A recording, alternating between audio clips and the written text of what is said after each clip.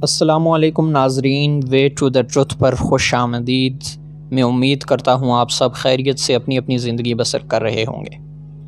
ناظرین، میں اپنی بات کا آغاز اس طرح کروں گا کہ ایک مرتبہ حضرت جنید بغدادی سے پوچھا گیا کہ کیا غیر محرم عورت کو ایک مرد پڑھا سکتا ہے؟ تو جواباً انہوں نے کہا کہ اگر پڑھانے والا بایزید بستامی ہو اور پڑھنے والی رابعہ بصری ہوں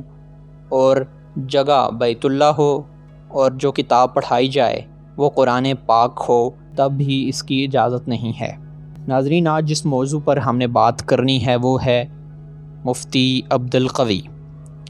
بے شک یہ نام کسی تعارف کا محتاج نہیں ہے، لیکن چند حقائق، نظریات اور آراء جو سامنے آئی ہیں اور جو قبل روز میں چند ویڈیوز پھر سے مفتی عبدالقوی کی وائرل ہوئی ہیں، ان کے متعلق ہم بات کریں گے۔ اور ہم بات کریں گے کہ کیسے ایک شخص کا منفی کردار ایک معاشرے یا ایک جماعت کی لیڈنگ بن جاتا ہے، لیکن بہت سارے مثبت اثرات ہمارے معاشرے کو نہیں نظر آتے اسی جماعت یا پھر اسی ادارے میں۔ ناظرین، اس سے پہلے میں آپ کو مفتی عبدالقوی کا ایک تعارف بیان کرتا چلوں کہ مفتی عبدالقوی اکثر ہی سرخیوں میں رہتے ہیں اور کافی عرصہ قبل ان کی متعدد ویڈیوز قندیل بلوچ کے ساتھ بھی وائرل ہوئی تھی اور اس پہ بھی بہت بڑا ایشو بنا تھا، اور پھر قندیل بلوچ کا قتل کیس اور پھر اس میں مفتی عبدالقوی صاحب کی عدالتوں کے چکر، اور بالآخر مفتی عبدالقوی صاحب جو تھے وہ باعزت بری ٹھہرے۔ ناظرین، اس کے بعد بھی مفتی عبدالقوی شہ سرخیوں میں رہے، مختلف پروگرامز میں انٹرویو کیے، اور مبشر لقمان صاحب کے پروگرام میں ان کا ایک دعویٰ، بلکہ مبشر لقمان صاحب کے پروگرام میں ان کے چند دعوے اور چند فتاویٰ جو میں نے سنے وہ میں آپ کو بتاتا چلوں۔ مفتی عبدالقوی صاحب کا وہاں سب سے بڑا اور ایک منفرد سا جو دعویٰ تھا وہ سامنے آیا کہ ٹک ٹاک سٹار جو حریم شاہ ہے وہ ان کے نکاح میں ہے، اور اس بات کا انہوں نے اعتراف بھی کیا۔ اور اس کے بعد ایک اور ان کا فتویٰ تھا جس میں انہوں نے شراب کو حلال قرار دیا ہوا تھا، اور ایک ان کا حیران کن جو فتویٰ تھا وہ یہ تھا کہ ایک مرد ایسی صورت میں نکاح کر سکتا ہے کہ اگر اس کے پہلے زوجہ اور خاندان کو یہ نہ معلوم ہو کہ اس مرد نے کب، کس جگہ اور کس عورت سے نکاح کیا ہے تو وہ مرد نکاح کر سکتا ہے۔ اور انہوں نے یہ بات بھی تسلیم کی کہ گزشتہ روز ان کا نکاح بھی ہوا جس کی ان کے گھر والوں کو خبر نہیں ہے۔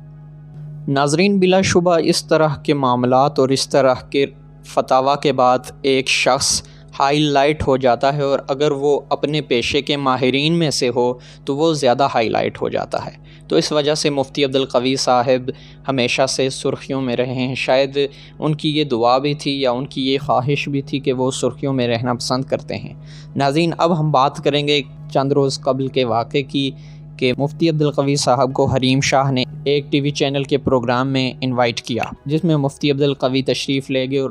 انہوں نے ان کے ساتھ کھانا بھی کھایا، اور جو کال لیک ہوئی اس میں جس طرح کی باتیں کی گئی اور جس طرح کے معاملات رکھے گئے آپ نے دیکھ لیے ہوں گے، اگرچہ میں ان کو پروگرام میں شامل نہیں کر سکتا، لیکن ناظرین اس طرح کے اعمال اور حرکتیں واقعی ایک مفتی کی زندگی پر سوالیہ نشان ہیں۔ اور اسی دوران عبدالقوی صاحب کی ایک اور ویڈیو لیٹسٹ جو وائرل ہوئی جس میں عبدالقوی صاحب کے چہرے پر تھپڑ پڑا اور دعویٰ کیا گیا کہ یہ حریم شاہ نے مارا، اور پھر یہ دعویٰ کیا گیا کہ یہ حریم شاہ نہیں بلکہ ان کی کوئی کزن عائشہ شاہ تھی۔ بہرحال ہمیں یہ فرق نہیں پڑتا کہ وہ کوئی بھی تھا، لیکن ایک جبہ و دستار والے شخص کو تھپڑ پڑا، اور ایک بڑا مسئلہ یہ کہ وہ تھپڑ کی ویڈیو بنی، اور دوسرا بڑا مسئلہ یہ کہ وہ ویڈیو وائرل ہو گئی۔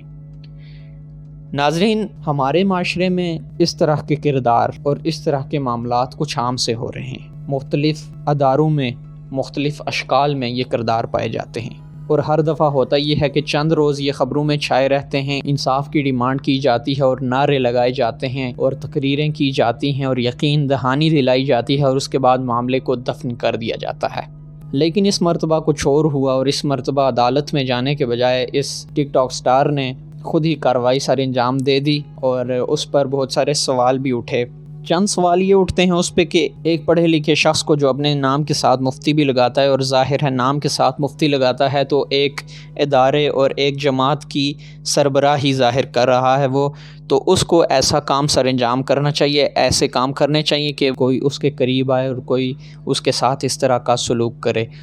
دوسری جانب ناظرین، ایک اور بات جو ظاہر ہوتی ہے وہ یہ کہ کیا جناب عبدالقوی صاحب کو اس بات کا خیال نہیں تھا، تو دوسری جانب جو ان کے حریف تھے ان کو اس بات کا خیال نہ آیا کہ یہ جبہ و دستار اور یہ داڑھی جس ہستی کی سنت ہے اس کا احترام کر لیا جائے۔ جو بھی ہوا ناظرین، ابھی تک تو یہی خبر موصول ہو رہی ہے کہ یہ سب پری پلانڈ تھا، اور جو حریم شاہ ہے اس کا یہ دعویٰ ہے کہ جب مفتی عبدالقوی نے یہ کہا کہ حریم شاہ ان کی منکوحہ ہے، ان کے نکاح میں ہے، تب سے انہوں نے یہ ٹھان لی تھی کہ مفتی عبدالقوی سے بدلہ لے گی، اور اس طرح حریم شاہ نے عبدالقوی سے بدلہ لے لیا۔ ایک اور بات ناظرین جو ظاہر ہو رہی ہے وہ یہ ہے کہ حریم شاہ جس پروگرام میں جاتی ہیں اور مفتی عبدالقوی ان کے روبرو بیٹھتے ہیں اور بات کی جاتی ہے تو حریم شاہ ہمیشہ ایویڈنس کی بات کرتی ہیں،